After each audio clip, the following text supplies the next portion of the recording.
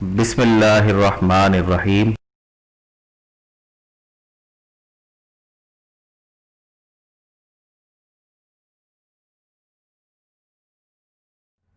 جماعت دہم، مضمون اردو کی کتاب، مصنف کا تعارف، سبق پرستان کی شہزادی، معلم ضیاء الرحمن۔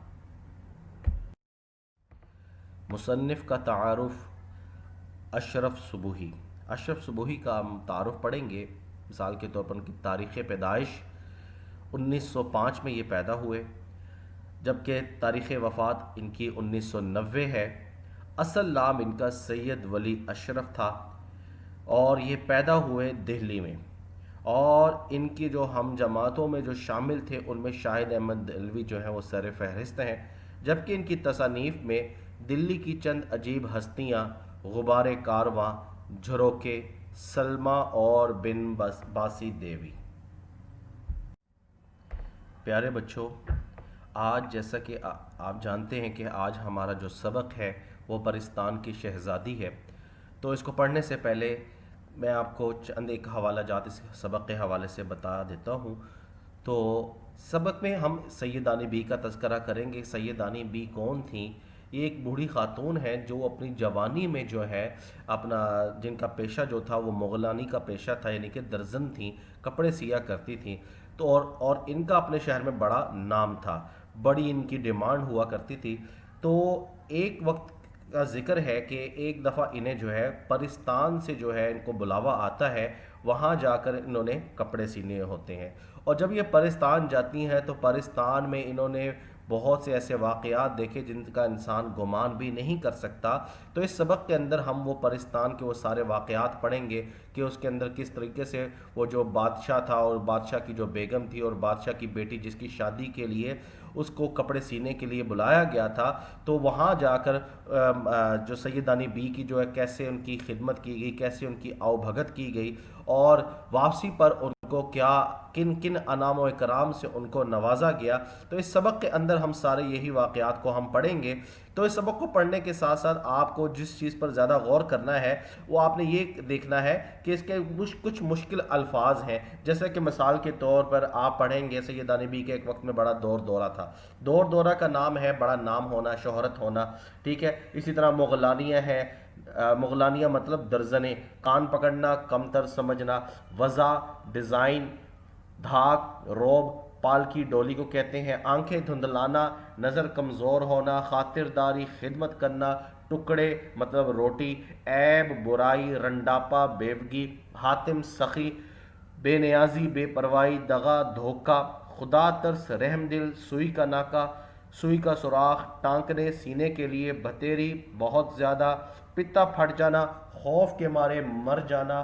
اسی طرح اگر آپ دیکھیں لفظ فرصت ہے، فرصت کا مطلب مہلت یا آرام، ہنر مندی مطلب سلیقہ مندی، لہر بیر ہونا، خوشحالی، دغا، دھوکہ، فریب، انتہا بہت زیادہ، بچھا جانا بہت زیادہ خدمت کرنا، ٹھیک ہے۔ اس کے علاوہ آپ یہ دیکھیں سوئی کا ناکا، سوئی کا سوراخ، میسر آنا، ملنا، مہیا ہونا، گرویدہ عاشق ہونا یا مائل ہونا، بے دھڑک، بے خوف۔ اسی طرح پتا پھٹ جانا، خوف طاری ہونا، کلیجے پر سانپ لوٹنا یعنی کہ جلنا، مارا مار یعنی کہ کثرت سے، جلدی جلدی سے، تیزی سے، پنس کہتے ہیں پالکی کو یا ڈولی کو، بھاؤن کہتے ہیں پسندیدہ کو، اور خانم امیر زادی یعنی کہ خان کی مونس ہے، اور سائیں سائیں کرنا یعنی کہ ہوا کی زوردار سرسراہٹ، ہاتھ پاؤں ٹھنڈے پڑنا، خوف طاری ہونا، کہار کہتے ہیں پالکی لے جانے والے یعنی کہ جو ڈولی کو اپنے کندھوں پر اٹھاتے ہیں انہیں کہار کہتے ہیں، کم بخت، بد نصیب، بد قسمت،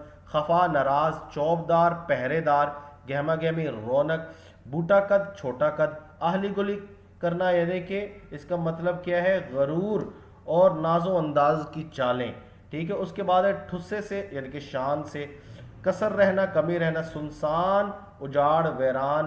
اس کے بعد اگر آپ دیکھیں توشہ خانہ کسے کہتے ہیں، توشہ خانہ کہتے ہیں وہ جگہ جہاں گھر کا سامان رکھا جائے یعنی کہ کپڑے وغیرہ، برتن وغیرہ جو قیمتی رکھے جاتے ہیں اسے توشہ خانہ کہتے ہیں۔ ضربفت یعنی کہ کم خواب کو کہتے ہیں، قیمتی لباس کو یا قیمتی کپڑے کو کہتے ہیں ضربفت۔ پشواز کسے کہتے ہیں؟ یعنی کہ قیمتی لباس، جو قیمتی لباس ہوتا ہے اسے پشواس کہا جاتا ہے۔ آٹھوں پہر یعنی کہ صبح شام، قطر بیون کاٹنا سلائی کا کام، دل کڑنا افسوس ہونا، منہ بسورنا، دم کے دم فوراً، چراغ کی جوت چراغ کی لو، نگوڑی نکمی نگینے۔ نگینے سے کیا مراد ہے؟ نگینے کہتے ہیں ہیرے کو، جواہرات کو۔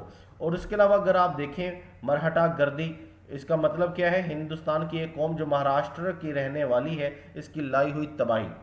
اور اگر آپ دیکھیں اس کے اندر دغا کسے کہتے ہیں؟ دھوکے کو کہتے ہیں۔ نگاہ موٹی ہونا سے کیا مراد ہے؟ صحیح نظر نہ آنا۔ اس کے علاوہ اگر آپ دیکھیں بے مروتیاں، لاپرواہیاں۔ جھٹ پٹا کسے کہتے ہیں؟ صبح یا شام کا وقت جب تھوڑی سی روشنی اور تاریکی ہو۔